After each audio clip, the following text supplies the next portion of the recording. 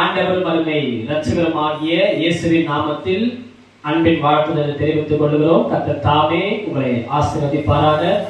இன்று நம்முடைய தியானத்திற்கென்று நாம் எடுத்துக்கொண்ட வேத வசனம் 1 பேதுரு 5ஆம் அதிகாரம் 7வது வசனம்.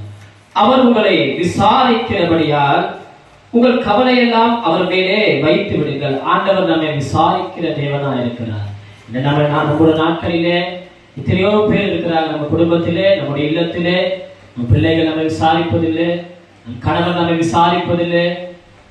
பிள்ளைகள் ஏங்கிக் கொண்டிருக்கலாம், என் தாய் என்னை விசாரிக்கிறதில்லை, என் தகப்பன் என்னை விசாரிப்பதில்லை. தகப்பன் ஏங்கிக் கொண்டிருக்கலாம், என் மனைவி என்னை விசாரிக்கிறதில்லை என்று.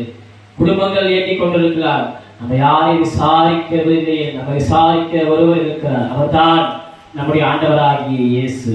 அவர் நம்மை விசாரிக்கிறார். எப்படி விசாரிக்கிறார் என்றால், சாரிபாத் என்னும் ஒரு ஊரிலே ஒரு விதவை இருக்கிறார். இந்த சாரிபாத் என்னும் ஊரிலே அந்த விதவைக்கு ஒரே மகன். பஞ்சம் தலைக்கு எறிந்தது. அந்நேரத்திலே கொஞ்சம் மாவு கொஞ்சம் எண்ணெய் இருக்கிற அந்த தருவாயில ஒரு தீர்க்கதரிசியை தேவன் அங்கே அனுப்பி அந்த விதவையை விசாரிக்கிறார். அருமையானவர்களே, அந்த பஞ்சம் தீரும் அளவு அங்கு எண்ணெய் மாவும் குறையாதபடி என் தேவன் காத்து அந்த விதவையை நடத்தின தேவன்.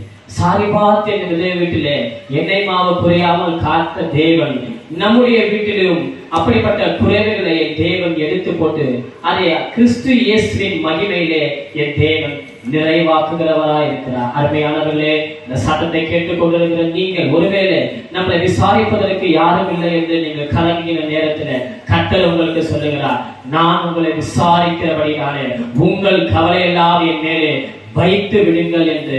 இந்த சத்தத்தை கேட்ட யாவரும் கர்த்தர் தாமே உங்களை ஆசீர்வதிப்பாராக. ஆமென்.